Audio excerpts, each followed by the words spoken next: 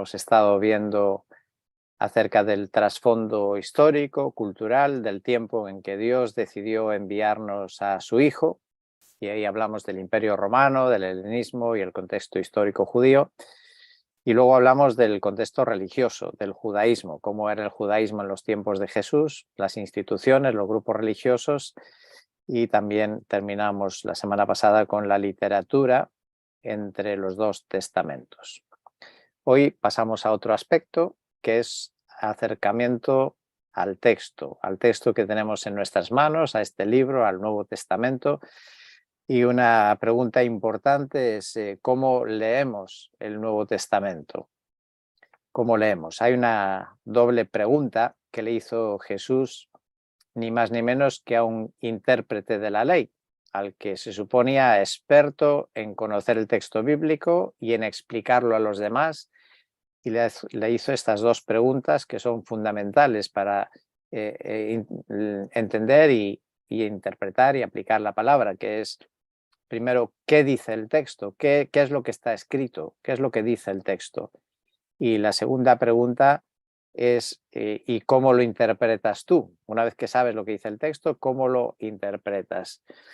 Y es interesante la respuesta que le dio el escriba a Jesús. Dice Lucas en el capítulo 10 que él lo que leía en el texto es que hay que amar a Dios con todo el corazón, con todo el alma, con toda la fuerza, con toda la mente, y al prójimo como a ti mismo.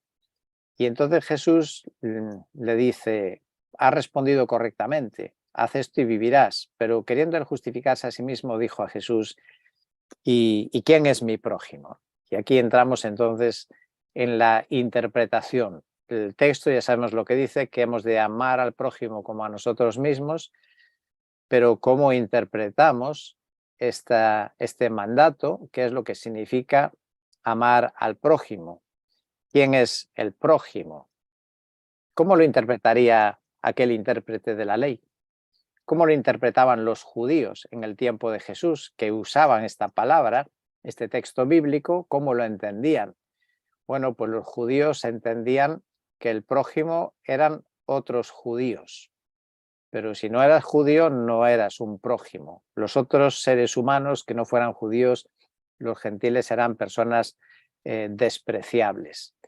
Y entonces Jesús tiene que corregir esta interpretación, esta mala interpretación de esta enseñanza. ¿Y cómo la corrige Jesús? ¿Sabéis lo que viene a continuación en este capítulo? Pues viene la historia que llamamos del buen samaritano. Y Jesús a través de esa historia va a enseñarle a este escriba qué es un prójimo. El prójimo no es el que cree lo mismo que yo. Mi prójimo no es el que es de mi misma religión. Mi prójimo no es el que piensa igual que yo pienso. El prójimo es aquel que está cerca y que necesita de mí. Y es aquel al que tengo que ayudar. Y lo interesante de esto, ¿no?, es que una interpretación errónea condicionaba la relación de los judíos con los demás, con el resto del mundo, que no los consideraban prójimos. Y por ese tipo de interpretaciones equivocadas de la palabra de Dios también ocurrió algo tan grave como que los judíos rechazaron a Jesús, basados en su interpretación prejuiciada de las Escrituras, y a pesar de que ellos leían las Escrituras, ellos conocían Isaías 53, conocían todo, sin embargo, su interpretación equivocada pues les hizo llegar a rechazar al mismo Mesías. Y uno de ellos que claramente se opuso fue entendido en las Escrituras como era Saulo de Tarso. Hasta que el Señor se apareció, su mala interpretación de la Biblia, que conocía él, la conocía, pero su mala interpretación le llevaba hasta perseguir a los mismos cristianos. Por eso es importante este tema de qué leemos y cómo lo leemos o cómo lo interpretamos. Y esto entra pues el tema de la interpretación bíblica, de la cual vamos a dar unas pinceladas nada más, ya que eso sería toda una asignatura en sí misma.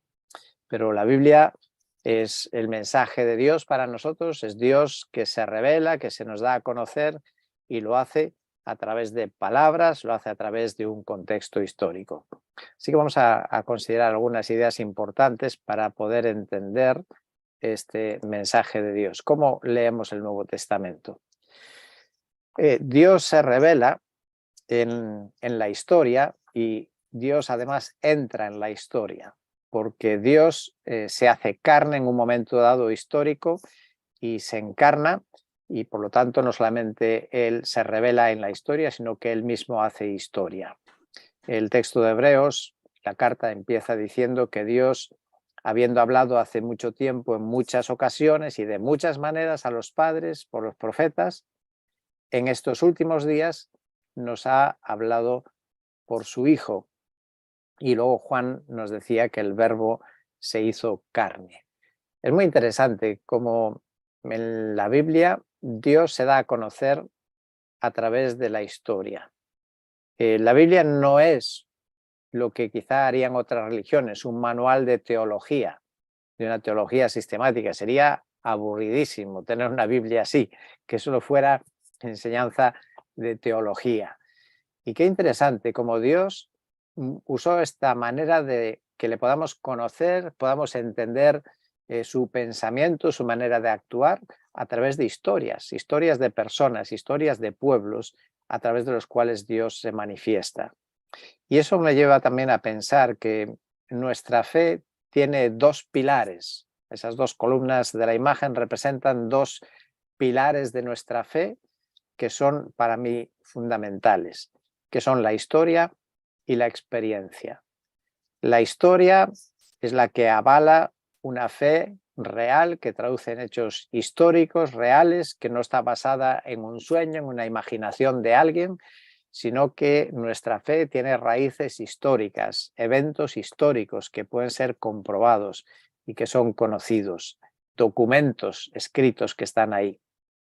Pero también es una fe no solamente histórica, sino también es una fe que tiene experiencia personal, entra en nuestro propio testimonio, nuestras vivencias de las personas, porque no es solamente un conocimiento, sino también una fe que afecta y transforma a nuestra vida.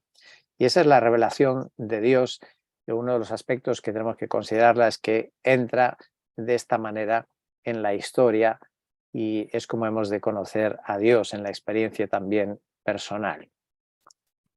En segundo lugar, la revelación de Dios le llamamos que es proposicional, es decir, que Dios se revela también a través de expresiones, de frases, de principios que podemos entender, que los podemos comprender, y sobre eso se construyen otros principios, pero siguiendo unas reglas que son las normales del lenguaje, de la comunicación y de la interpretación. Y por lo tanto ahí hay que tener en cuenta que en estas frases, en estas expresiones, en estas enseñanzas, pues hay que verlas en el contexto del autor, el lenguaje del autor y también la gramática con la que se está escribiendo el texto. Y eso es la revelación escrita que tenemos, pues contiene estos matices importantes. Esta revelación de Dios escrita, como la que tenemos en el Nuevo Testamento, también decir que no es exhaustiva. En los aspectos que trata no nos explica todas las cosas. Por ejemplo, tenemos ausencia de episodios acerca de la adolescencia y la juventud de Jesús. En los evangelios no nos dicen nada acerca de esas etapas de la vida de Jesús. ¿Por qué? Pues porque los evangelios realmente no son una biografía de Jesús.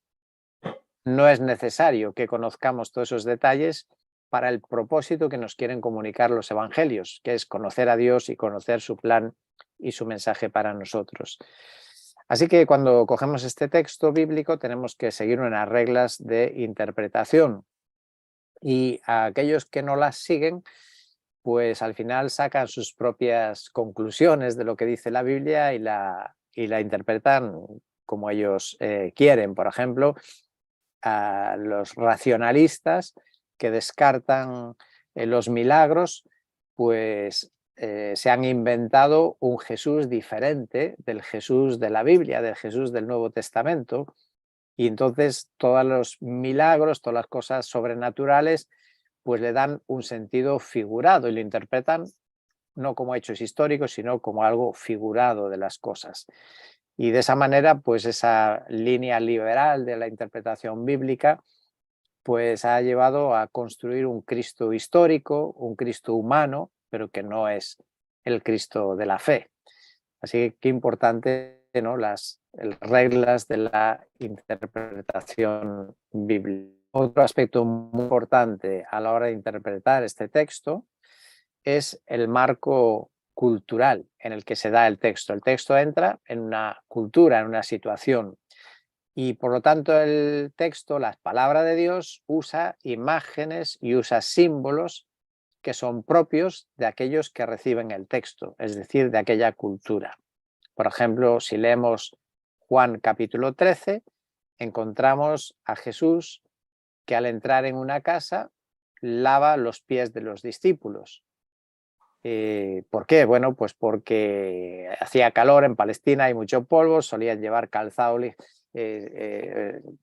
pues donde el pie quedaba muy expuesto y era necesario hacer ese lavado de pies al entrar en una casa. Y eso era una costumbre cultural de aquel lugar, de aquella zona, y Jesús la usa y la introduce en el Evangelio. Ahora, ¿para qué la introduce? ¿La introduce para que nosotros repitamos exactamente lo mismo o qué es lo que nos quiere enseñar con esa historia? Bueno, lo que destaca, lo que sobresale, si viviéramos en el primer siglo, si estuviéramos allí en nosotros, lo que sería muy llamativo para un judío de esa época, es que Jesús, el que viene diciendo que es el Hijo de Dios, coge y se pone a hacer lo que era el oficio de los esclavos. El Rey del cielo, el Rey de la gloria, se pone el delantal, diríamos nosotros, y empieza a hacer lo que tenía que hacer el esclavo de la casa, no el dueño de la casa ni sus hijos, sino el esclavo de la casa. Y claro, esa imagen se entiende en esa cultura si uno se mete allí, si no, pues uno quizá lo ve, lo pasa desapercibido.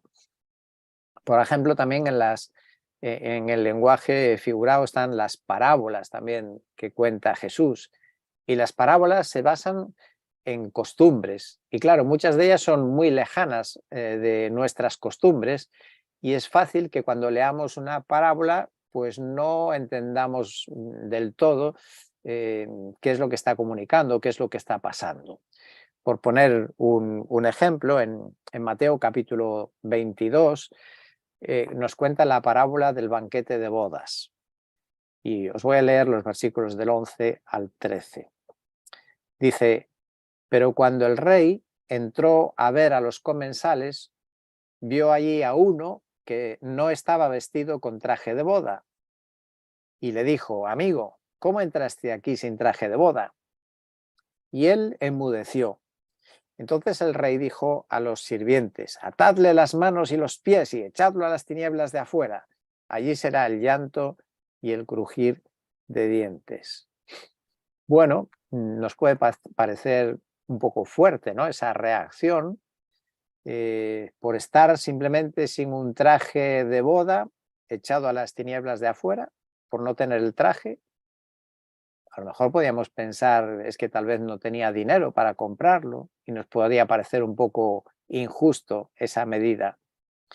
Bueno, el conocer las costumbres de aquella época nos da luz, porque en aquellas bodas el que invitaba solía proveer el traje, un traje de boda, y quiere decir que cuando esta persona entró a la boda, se negó a poner el traje que le daban para entrar a la boda, porque quiso entrar con su propia ropa, su propio traje. Y eso explica también por qué, que parece sorprendente, cuando Jesús le pregunta por qué entraste sin el traje de boda, ¿qué es lo que hace el hombre? No ofrece ninguna disculpa, se queda callado. ¿Por qué? Pues porque él decidió que no quería entrar con aquel traje.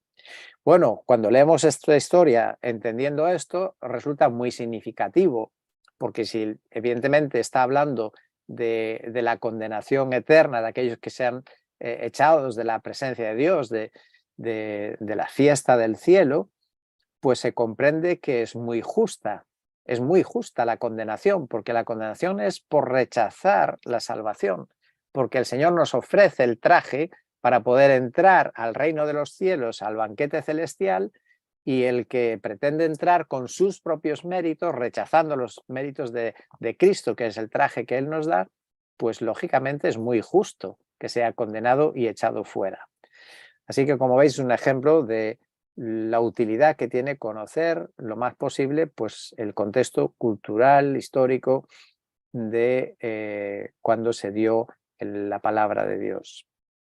Ahora, eso nos coloca también en un desafío de que tenemos que distinguir cuando leemos un texto bíblico lo que son las normas culturales, costumbres culturales, y lo que son mandatos bíblicos, cosas que hay que hacer, que es obedecer a Dios. ¿Y qué cosas son costumbres y qué cosas son mandatos? Y sin duda no siempre es fácil y hay diversas opiniones, a veces en algunos temas. Pero pondré un ejemplo. Una de las normas que había en la Escritura, en el pueblo de Dios del Antiguo Testamento, era la circuncisión. ¿Y ahora qué pasa? ¿Que los cristianos también se han de circuncidar o no? Y resulta que Pablo tiene dos compañeros de viaje.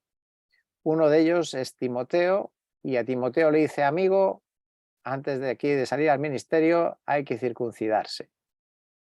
Y tiene otro compañero del mismo tiempo que es Tito, y a Tito le dice que no hay que circuncidarse. Entonces, ¿en qué quedamos, no? ¿Los cristianos también tenemos que circuncidarnos o no hay que circuncidarse? ¿Cómo es que a uno sí y al otro no? Bueno, porque aquí hay un principio que se está aplicando según el caso, según la circunstancia.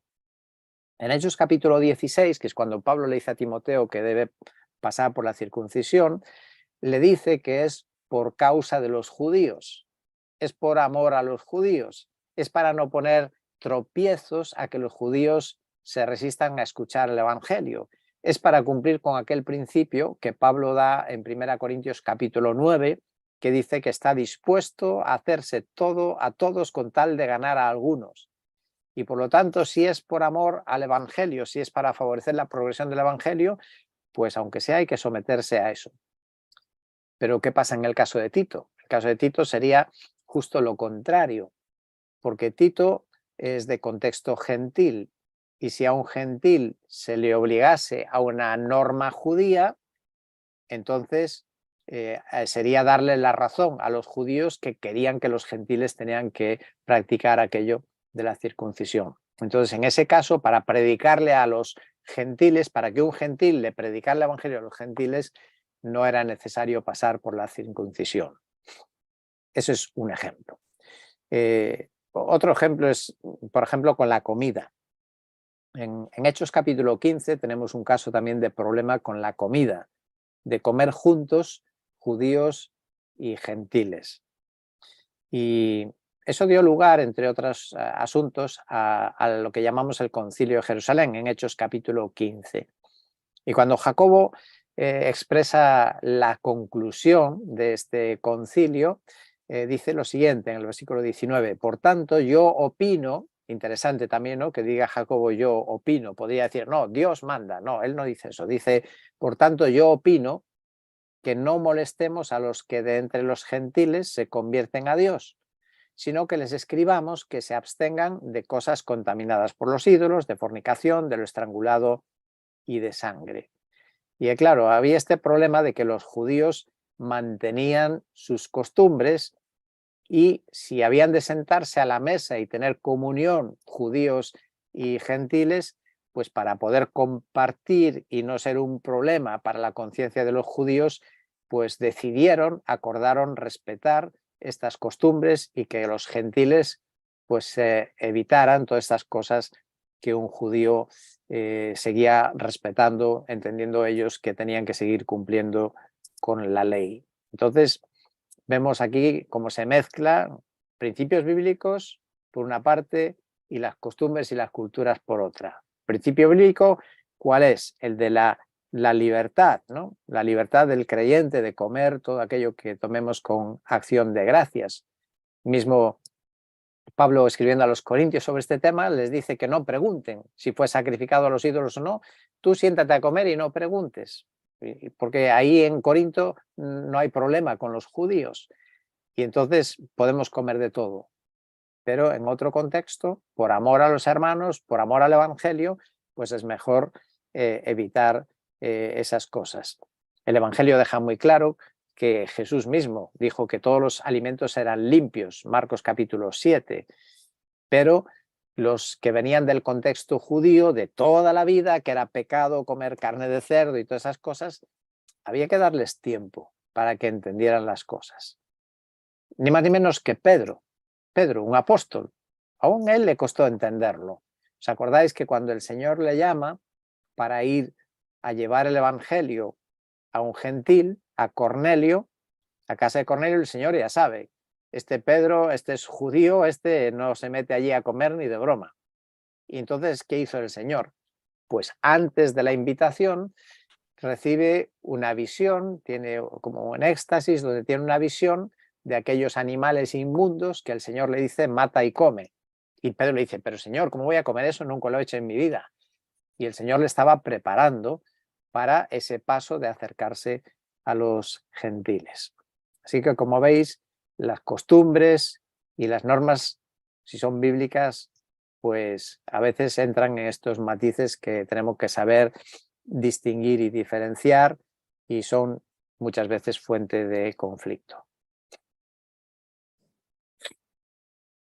Otro aspecto de cómo tenemos que entender este texto bíblico, el Nuevo Testamento, es que, según nuestra comprensión por lo menos, es de acuerdo con lo que se conoce como el método gramático histórico. Consiste en dar a cada palabra el significado que tenía en el idioma en que fue escrito, en su tiempo y en la cultura dentro de la que fue escrita. Por ejemplo, pongamos un ejemplo. Si yo digo sal, y el Nuevo Testamento habla de la sal, ¿no? Hablo de la sal, que es lo que usamos, tenemos en nuestras cocinas. Si yo digo simplemente la palabra sal, ¿qué es lo que viene a tu mente? ¿Qué es lo que te dice la palabra sal? Bueno, ¿queréis alguno sugerir algo? Así hago una pequeña pausa y no estoy bombardeándoos con mis palabras. ¿Qué es lo que te viene a la mente cuando dices sal? Si alguien habla de sal. De la tierra, ¿no? Sal de la tierra. Yo digo la palabra sal, tú vas a una casa y dices, pues oye, sí, la sal, ¿qué es lo que te viene a la mente? ¿Con qué relacionas la sal? Conservar. Comida. Me viene a la mente comida. Principalmente con comida, ¿no? Tú usas en tu casa la sal, Aarón, ¿para qué la usas en casa la sal? ¿Para qué tenéis sal en casa? Para sazonar, para conservar. ¿La usáis para conservar? Sí, algunas veces. Ahora, habitualmente hoy, en nuestro contexto, en la inmensa mayoría de las casas, la sal solo se usa como condimento. Pero en la antigüedad, efectivamente, era usado como conservante. Y esa es la idea con la que se usa en el Nuevo Testamento. Cuando se habla de la sal, pues no está pensando en condimentos, sino está pensando en su influencia de preservar las cosas, de conservar. Así que es un aspecto que hay que tener en cuenta. Cuando leemos cosas, bueno, ¿qué querría decir eso en aquel tiempo? El aspecto histórico. Aquí otra importante pregunta. Y si tienes la Biblia a la mano, busca Lucas capítulo 15. Lucas capítulo 15 tenemos las parábolas de los objetos o cosas perdidas. Y la tercera de ellas es el hijo pródigo. Ahora yo os hago una pregunta. ¿De qué trata, de qué va la parábola del hijo pródigo?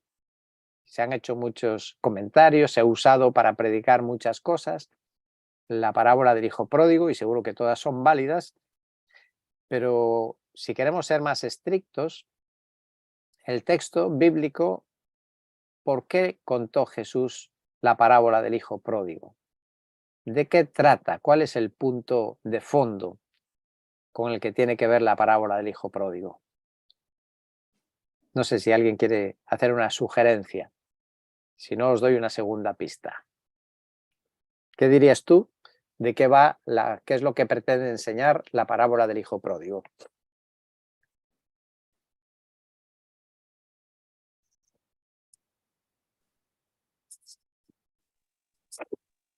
Bueno, os doy la segunda pista. Vale. Yo te digo, yo creo que es de atraer al que se ha apartado, ¿no? Eso viene después de la parábola del que tenía 100 ovejas y se había perdido una. Y iba a buscar la que le faltaba, y dice que hay alegría. Luego termina diciendo que sí, os digo que hay más gozo delante de los ángeles de Dios por un pecador que se arrepiente, ¿no? Sí. Muy bien. Del amor de un padre por unos hijos. También está ahí en esa historia, ¿verdad? Se puede ver eso. Yo veo el perdón. También, qué importante ahí, ¿verdad? Ese perdón.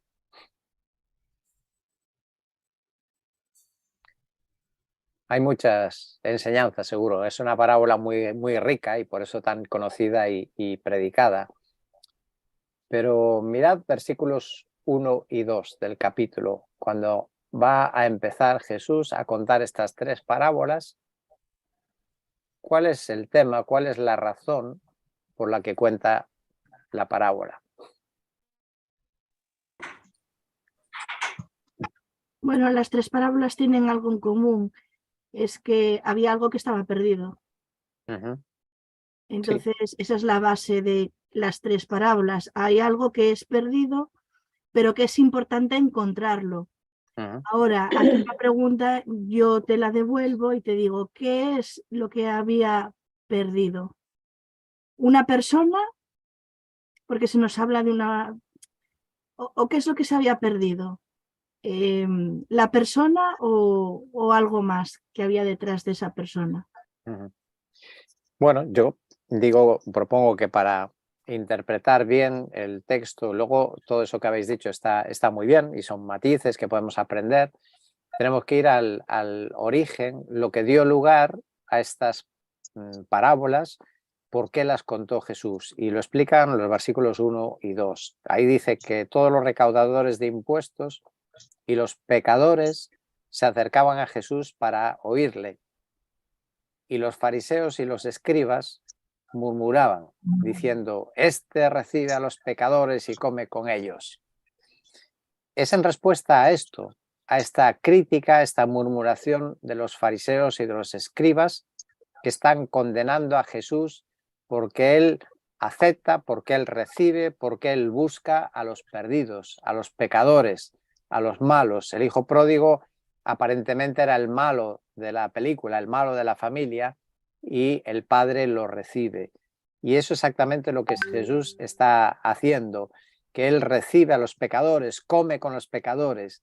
Y ahí está entonces la queja del hermano mayor. El hermano mayor se queja porque el padre recibe al hijo malo, al que dilapidó su herencia y que él considera que no merece ser recibido. Y eso es exactamente lo que estaban pensando los fariseos y los escribas, que Jesús estaba atendiendo, estaba recibiendo, estaba sentándose a comer, estaba dándole la bienvenida a los despreciados de la sociedad, a los pecadores, mientras que ellos eran los hijos buenos de Dios, los fariseos y los escribas. Y entonces los dos hijos son un poco la historia que está contando Jesús en respuesta a estos pensamientos. Ahora, todo lo que habéis dicho está bien, entra muy bien, pero este es el trasfondo, este es el origen de esa historia y lo que hay detrás de ella. Como veis, es interesante ver también el contexto, ¿no?, de los textos. Hay un peligro también en todo este tema de la influencia cultural, que es muy difícil, como veíamos en algún ejemplo antes, ¿no?, separar las costumbres de lo que son mandatos bíblicos, de lo que son instrucciones para nosotros. Por ejemplo, ¿cómo medimos la santidad de una persona? Porque todos somos dados a juzgar, ¿no?, y a medir y decir si es santo o no es santo, es poco santo o muy santo. Y bueno, pues a lo largo de la historia siempre hemos tendido a medir o opinar sobre la santidad de una persona en base a lo que hace o a lo que no hace. Sin embargo, eso que hace o no hace, en algún momento dado podría ser simplemente una costumbre y no reflejar realmente una medida de santidad. Hace bastantes años ocurrió en una asamblea cerrada en Valladolid y el misionero vio entrar a una pareja y primero les dijo, primero pensé que erais creyentes, pero después cuando vi que ella no se ponía el velo y él tenía el pelo largo, concluí que no sois creyentes. Claro, medir por eso si uno es creyente o no, pues no es la medida correcta, porque en ningún sitio el Evangelio nos enseña que eso son condiciones para ser salvo. Es verdad que pueden ser prácticas bíblicas, según el contexto, lo que sea, puede ser que sea correcto que un creyente tuviera ese comportamiento, pero esa no es la medida de la salvación, de si uno es salvo o no es salvo por esas cosas. Entonces, a veces tenemos el peligro, ¿no?, de confundir costumbres con lo que sean enseñanzas bíblicas. Como veis, la interpretación bíblica tiene su arte y sus dificultades. Otra cosa importante, ya una penúltima o dos más que me quedan, es el propósito del autor. Debemos de leer el texto bíblico, los evangelios, las cartas, teniendo en mente cuál fue el propósito con el que se escribió. Algunos libros del Nuevo Testamento lo dicen directamente. Por ejemplo, Juan, su evangelio, en el capítulo 21, dice claramente para qué se escribió el evangelio de Juan. ¿Por qué se escribieron unas cosas sí y otras no en el evangelio de Juan? Porque habría mucho más que contar de la vida de Jesús. Hay muchas cosas que no sabemos, pero ¿por qué? ¿Cuál fue el propósito con el que se escribió ese evangelio? Pues capítulo 21, versículos 30 y 31 dice: muchas otras señales hizo también Jesús, pero estas se han escrito para que creáis que Jesús es el Cristo, el Hijo de Dios, y para que al creer tengáis vida en su nombre. Así que el evangelio de Juan está escrito con el propósito de llevar a la fe a las personas que lo leen o que lo escuchan. Y otra carta de Pablo que también dice directamente cuál es el propósito es 1 Timoteo capítulo 3 versículo 15, que dice que te escribo estas cosas para que sepas cómo debe conducirse uno en la casa de Dios. Así que son enseñanzas a Timoteo para saber cómo debe funcionar la iglesia, la casa de Dios. Y dicho eso, pues también en relación con el propósito del autor, pues ver también lo que nos dice el resto de la Biblia, ¿no? El contexto de la Biblia que tenemos que tener en cuenta para entender lo que nos dice una parte.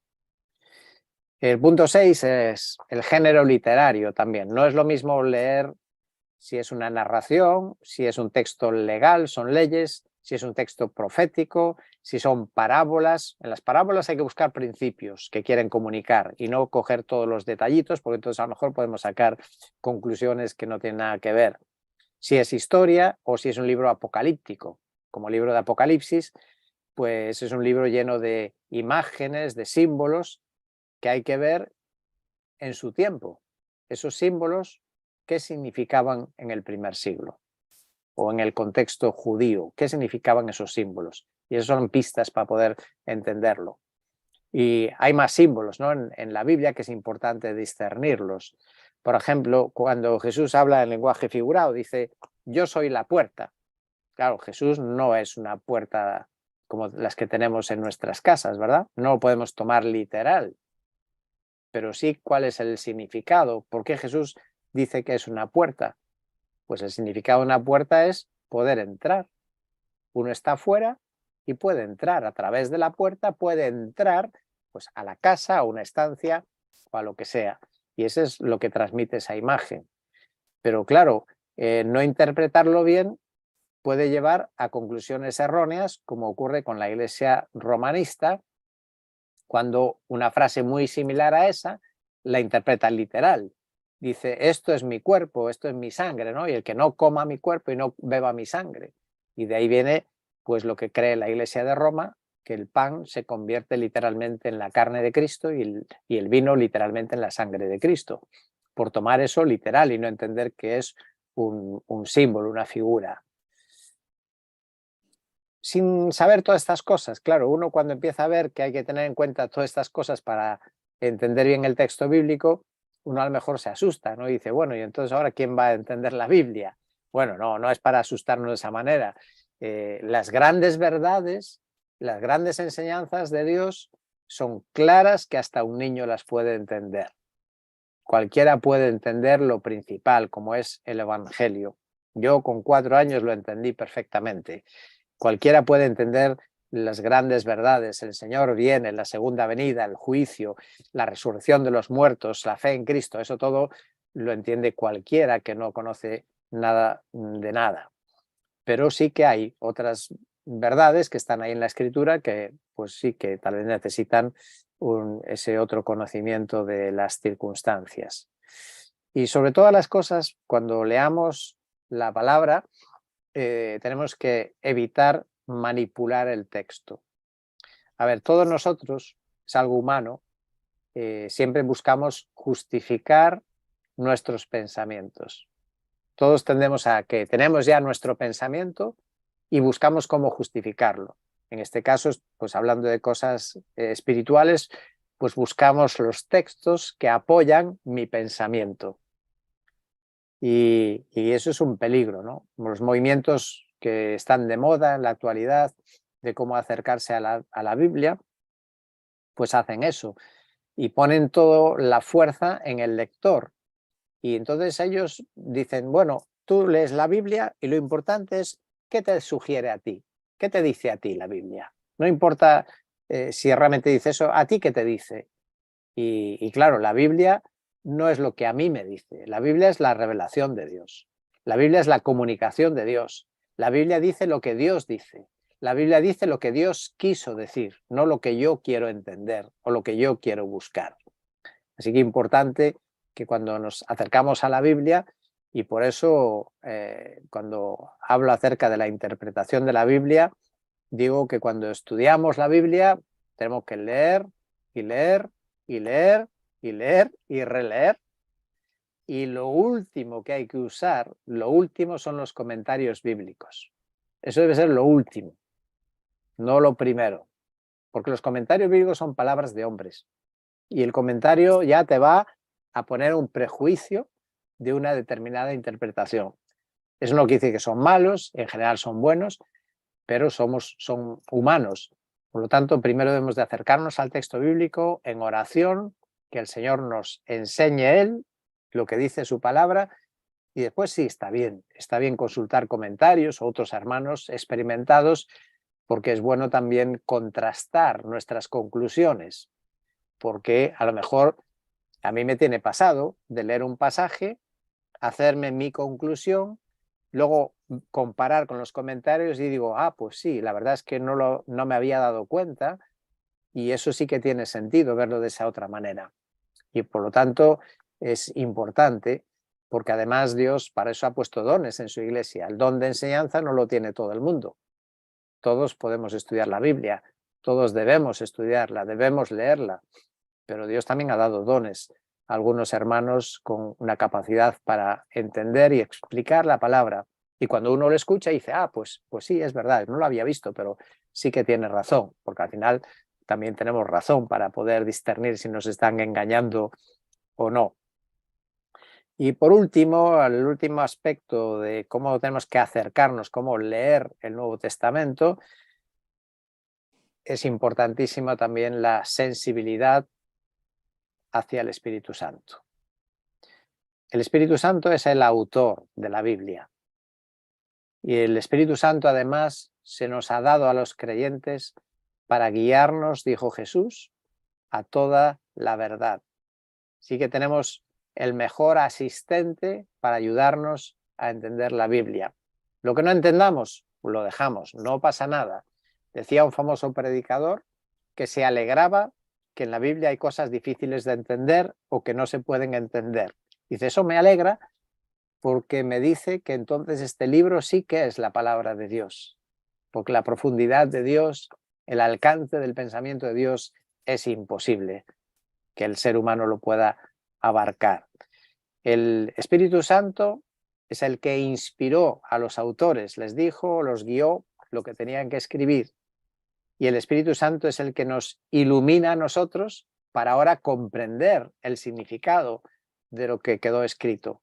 Y también el Espíritu Santo es el que nos ayudará a aplicar la palabra a las situaciones cotidianas. En la palabra tenemos principios que no siempre vamos a encontrar. La Biblia no habla de la televisión, pues tenemos que buscar principios en la Biblia que me enseñen cómo manejar o no manejar los medios que tenemos en nuestra sociedad.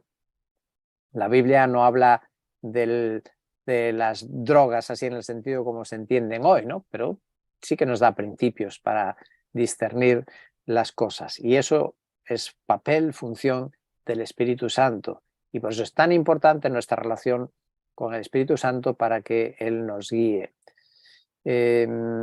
¿Cómo aplicamos los textos? Hay que tener cuidado ahí. Hay una frase muy famosa que repiten muchas personas y la interpretan de diferente manera. ¿Os acordáis del carcelero de Filipos? Pablo le predica el Evangelio porque él le pregunta, ¿qué tengo que hacer para ser salvo? ¿Y cuál fue la respuesta de Pablo? Cree en el Señor Jesucristo y serás salvo tú y tu casa. Y aquí viene la pregunta, ¿serás salvo tú y tu casa? ¿Es eso una promesa que está diciendo Dios, que cualquier persona si se convierte, se va a convertir toda su familia? ¿Está diciendo eso? Algunos han dicho que sí, algunos creen que sí y otros que no. No sé qué pensáis. ¿Hay alguien que quiere sugerir una respuesta a esa pregunta? Si no, voy a hacer una cosa. Voy a terminar aquí, cerrar la conexión y así podéis hablar con más libertad. Y si alguno se quiere marchar, también se puede ir. Antes de eso, solo quiero señalar ese último texto de 2 Corintios 3, versículo 6, que nos dice que el nuevo pacto no es un pacto de la letra, que la letra mata, pero el espíritu da vida. Por eso es tan importante una actitud espiritual, buscando el Espíritu Santo, buscando que no haya interferencias para que el Señor nos hable y entendamos su palabra cuando la leemos. Pues bien, antes de dar paso a las respuestas a la pregunta anterior, voy a despedir aquí a todos los que nos siguen.